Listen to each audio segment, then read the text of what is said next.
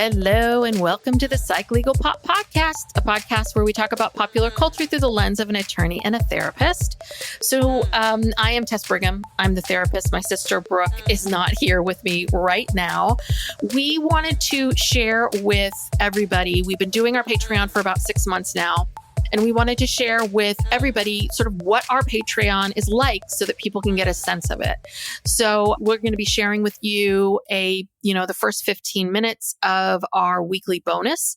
So this weekly bonus is for both the $5 and the $8 tiers. And in the weekly bonus, we talk about whatever's happening in pop culture. Brooke usually talks about a particular case. I might bring in some sort of mental health issue. And then on the $8 feed, you get weekly bonus episodes, but you also get an exclusive true crime episode and an Ask Us Anything. So here you go. I hope you enjoy. Okay, so we have several varied topics. Where should we start? You start, but what's your number one? Well, I wanted to talk about Howard Stern because I guess his contract is up at the end of this year or very soon. And there's a lot of speculation about, I've heard tons of different rumors. Like people are saying that, SiriusXM is going to give him an offer, but they don't really believe he's going to accept it. So maybe it's like their way of getting rid of him, because I think he I don't know, his last one was like 125 million. I don't know how many years that was for, but he's been there since 2006. So since the beginning, really. Yeah, almost 20 years. And they're going to make him an offer that he can refuse because they don't want him back. And, I think some people are wondering if, his show is kind of stale, it's kind of the same. And I wonder that too, because like when we listened to Stern in the car, when we like gone up to Ukiah and stuff, I love his interviews, but the rest of it, I'm kind of, it's like the stuff with the, the Whack Pack and all those people, and it is stale. We're in our 50s now. It's kind of, but Steve listens all the time, and I think if you asked him, he would say it's not stale. Yeah, but I'm with you, and there's been a lot of criticism of this evolution of Howard. He was this rebel, this person no one liked. I went to the same college as Howard. I went to BU, and we both were College of Communications. They did not, this was in the 90s, late 90s.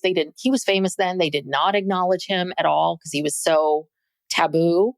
And so, right, this evolution has been like, he's become, the people that grew up listening to him are now big stars, Jimmy Kimmel and, Jason Bateman and all these people. So he became sort of like this person that started hanging out with celebrities. And then it became then he started getting bigger and bigger and bigger celebrities to be interviewed on the show. Well, that's what people are saying. That's what he should focus on. Like he should go to HBO and they'll pay him a lot of money to do like, so many 2-hour interviews a year, and he can interview all of these people. He can pretty much kind of get anyone. I mean, and he doesn't have the same name recognition with, anybody under 50. I guess so. It's just, in a certain sense, he should make his own podcast. He's a podcast. He invented this. Yes, he did. This long form radio, which is now what podcasts are. Yeah. So he kind of, he needs to reinvent himself. And he can. And, I don't know. Yeah. I think that it sounds to me like the way they're spinning this, it's making it seem like, oh, Howard's nobody or Howard's yesterday's news. The sense that I get from what I've read is that a lot of it is, the sense is that maybe SiriusXM's like, we're not going to throw him a bunch of money. So they probably can't afford it. Yeah. Trust me, Steve, who knows? They spent a lot of money on Alex Cooper. Yeah. Alex Cooper and all of that. But Um, but I think the way the media is spinning it isn't quite correct. I don't think it's like this like, oh, they can't stand him, so we're going to offer him 5 cents. I think they're basically like, we can't give you a sweetheart deal anymore, Right. so we're going to give you this. Move on. And I think it's honestly, I think it's a win-win because Howard really at this point, he's off the whole summer. Mm-hmm. He's only on, I think, 3 days a week. It's 7 to 10 now. Again, he is over 70. I do not blame him. I absolutely I think, and people get so mad about that too. And it's like, just be grateful he's still on the air. Like, right. Be grateful for what you get. And if you're not happy with the show, stop listening to it. But no, I agree. I think he's a great interviewer. Mm-hmm. He could interview anybody, and he could do what David Letterman did with Netflix, which is like, I'm going to pick 6 or 7 people I want to interview. But the other thing too is, I wonder if Howard really even has anyone left that he wants to interview. He's interviewed his heroes, Bruce Springsteen and Neil Young, and like all of these people that he would talk about endlessly have been on the show now. So I don't know. I think he still enjoys, creating content and talking to whoever is he talked to Kamala Harris and Hillary Clinton. And, I think he still wants to be in the mix, but he can still make a lot of money every year. Oh yeah. I don't think he really needs and kind of barely work, you know. Someone will pick him up, but at SiriusXM is looking to break up with him. Yeah. Which, because they're turning to the younger generation, obviously, if they paid, Alex Cooper $100 million. And allegedly, Howard is in a feud with Alex Cooper. I don't know why. They say that when she comes, she's based on the West Coast, but when she comes to New York, they have to try to keep them away from each other at the Sirius. But doesn't Howard record from home? Yeah, that's so weird. He doesn't even go into the office. He records from home. And so Howard's always like, I don't even know how much of it's real. Like, Howard's annoyed with everybody. Do you know what I mean? Like, he's kind of generally, he's always been a grumpy old man. Yeah. And so, I mean, listen, I think I hope he takes a really good, I hope he gets what he wants and he picks what he wants. And at this point in your career, enjoy your life, Howard, go and enjoy it. You've got kids, you've got grandkids, like go have fun and work a couple days a year and make lots of money doing it. But he doesn't need the money. And but it is funny because he complains incessantly about work, but he always renews. Yeah. So that's always the joke. Like he bitches and moans and then always renews. So yeah. Another rumor is that allegedly he's upset because SiriusXM doesn't promote his interviews the way that they promote Andy Cohen's interviews. I don't know if that's true or not, but all these rumors are swirling about it, and I guess we shall see. I don't know if he said anything about it on the air. No, I have to ask Steve. Steve's the one, he listens very regularly and is up on all the back office drama and gossip and right. And that's the other part of the show is it's the Whack Pack, but it's also the back office, like all the drama that's happening. And it's a little bit like a soap opera. Like you have to pay attention because if you just kind of dip in, you're like, what's happening now? Why are these two fighting? What's going on? But also he supports all those people. I mean, he supports a lot of people that work there, and he probably doesn't want to, let them down and cut off their income. So, that's another consideration. Yeah. Yeah. I definitely think he is concerned. Yeah. Because if he's just doing a bunch of interviews, the Whack Pack's not going to be part of that. But I do. Even Robin. No, that would be the one person I could see him keeping, or like, Robin, let's do this together, is Robin. Because he's always said, when she had cancer, I mean, he lost his mind. He has always said, the show is me talking to Robin. I'm interviewing someone, but if I'm not interviewing someone, it's a conversation with her. So I would love to see the two. I would love to see the two of them. I would love to see a comedians in cars getting coffee kind of thing. Howard and Robin off. Robin's in the back seat. Yeah. I mean, I would watch those two going to a grocery store, doing whatever together or whatever it is. That would be fascinating to me. But does Robin still do the news? No. She hasn't done the news in a long, long time. And again, that's sort of what's happened. It's everything's cut down because Robin's older than Howard. Like, I think both of them are like, and Robin, it was fun when, before this craziness, the internet, all of this stuff, the news, it was news. Like, I wouldn't get the news from Robin. Yeah. But then it became kind of pointless, because things were constantly updating and changing. And I think it seems like she doesn't even comment. She used to, when he was interviewing people, she would comment and chime in. I don't think she does that anymore. She will always at the end. I mean, she's pretty good about like not saying anything until it seems like things are, winding down. But I think she just seems real tired to me. Yeah, no, I'm sure she's tired. And Robin's got some wacky, God knows, she's like fasting or she's in a sweat lodge. Crazy thing Robin's up to now, doing ayahuasca. Who knows? Who knows? But what Robin's doing. Yeah. But I don't like all the negative Howard press. I really don't. Well, I'm not trying to be negative about him. I'm just saying things. Yeah. Things change, things evolve, things never stay the same. Yes, that is true. So there's a couple of pop culture things and then like one more sort of semi-personal thing. But so I guess Taylor Swift, I don't know when she did this, but she's putting out a new album. Yeah, I don't know when this woman does any of this. She just got off this world tour, like a 2-year world tour. Yeah. I mean, she was doing that for a long months ago. Yeah. Yeah. And now they teased this clip of she's going to formally announce it on her boyfriend, Travis Kelce, and his brother Jason's podcast, New Heights, I think tomorrow. Yeah. Wednesday, as you're all listening to this. Yes. Breaking news. Yes.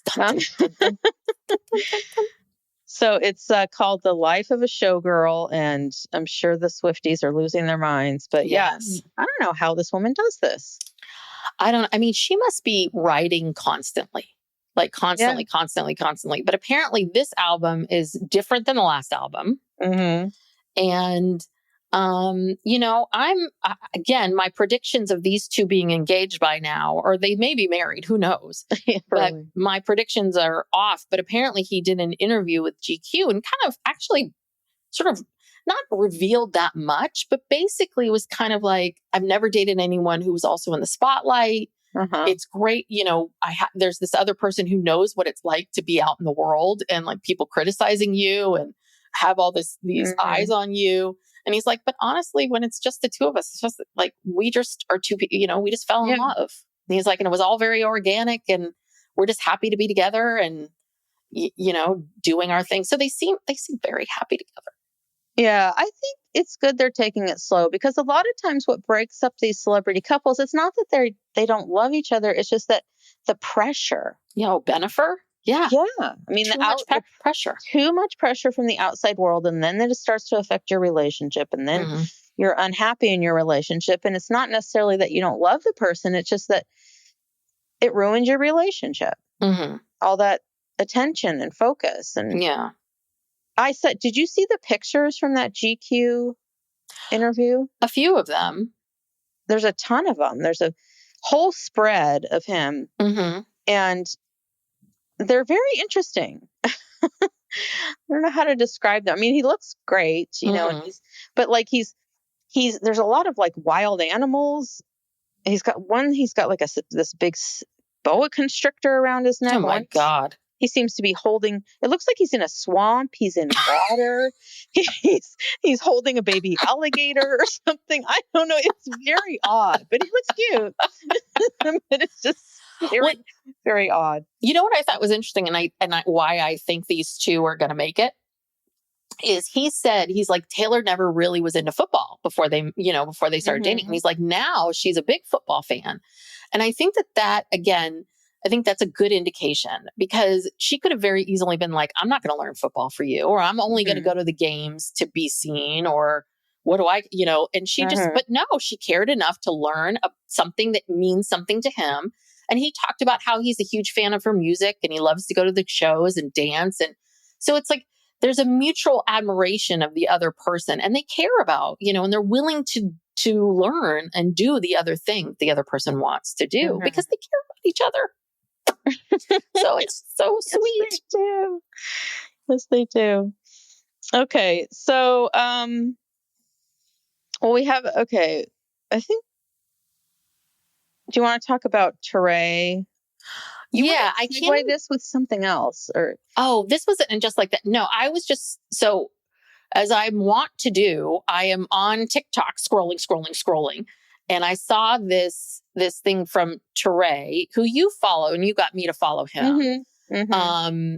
And I just forwarded it to you, and to be honest with you, I can't even remember what was said. It was yesterday. So yeah, so Teray, he's a writer. He writes about pop culture, music. He's written several books on Prince. He's like an aficionado on Prince. And now he's just started talking about everything, know, including and just like that. Yeah. He commented a lot about the Diddy trial. He has interesting takes, and he's been around a long time, and he's been around this world of celebrities for a long time. If you don't know the name, because I didn't know his name, but I knew his face the minute I saw it. I was like, oh, I know who this guy is now. Yeah. I can't remember how he got his start on a show that, of course, I can't remember, but just Google him, Toure. So he was saying that his opinion was that, the reason why and just like that didn't work, people are saying, oh, it's because Samantha wasn't there. And, that ruined the show. And he said, well, if Samantha had been on the show, she would have changed too. 20 years later or whatever it is. She would not have been the same Samantha, just like Charlotte has changed, Miranda has changed, Carrie has changed. So she would be different. And so you can't just blame it on that. And he's like, it's just bad writing. Yeah. They kept shooting these scenes that never went anywhere, and there was no progression in stories, and things were very random. And he said that so this but this is the problem with that, is that when And Just Like That came back, they did add some new writers, but the core writers were the same. Yeah. It was that Julie and Eliza and Michael Patrick King. So I don't know if makes sense. Yeah, but he had some good. Now I'm remembering it now. Okay. He had some good points, because I am one of those people that's like, Samantha would have made this so much better, and and I agree. He's absolutely right. That is a very good point that I did not think of. So yes, he's right, because the same writers would write the words for Kim Cattrall. Right. But what was I going to say? So what I was saying about it was that it is possible, even though it's the same writers. My theory is that these writers are not the same people that they were, as we all are. And I think one of the pieces of it is that these people are, have more money, more wealth, more power, more than they did before. And I don't know if it just skewed them, or if they felt like they knew these characters so well that they didn't see these things. I don't know, but I know, as someone, I'm not a writer, but I know that if you introduce a character or a storyline or something, and he was using this example of, if you say, my dead mother is in this plant, if the plant then breaks, there has to be a reaction to it. And that's part of it, is the reactions are weird.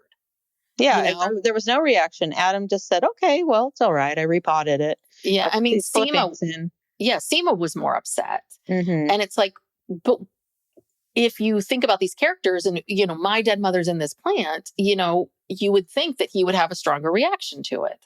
So that's the problem. That's the whole thing. I was talking about Victor Garber. Like, why do you keep making Mark Kasabian show up to these goddamn school plays and events? Are you going to tie him in? It's bizarre. It's truly bizarre. Well, and the biggest one is what we talked about this on our episode that came out Monday, covering episode 11, is that the biggest one is that Big dies Mm-hmm. And, there's some attention paid to that in the first season. All right. That's it. Just a little taste. So if this episode, these last 15 minutes that you've been listening to, if any of this got you interested or excited, or you wanted to explore more, please go check us out at patreon.com/psychlegalpoppodcast. We, like I said at the top of the hour, we do a weekly bonus. This is what you just listened to. And we also have true crime and an Ask Us Anything. And a lot more stuff too. So hopefully you enjoyed this and you're going to go check us out on Patreon. If not, that's cool. Please continue to listen to us here on the free feed. And if Patreon's not your thing and you would like to continue to support us, we always so appreciate 5-star ratings and reviews. They really do help us. And you spreading the word, telling friends, making sure that you're subscribed to the podcast, all that good stuff. There's lots of ways to support us if Patreon's not in the cards for you right now. All right. Thanks so much, everybody. Talk to you next time. Bye.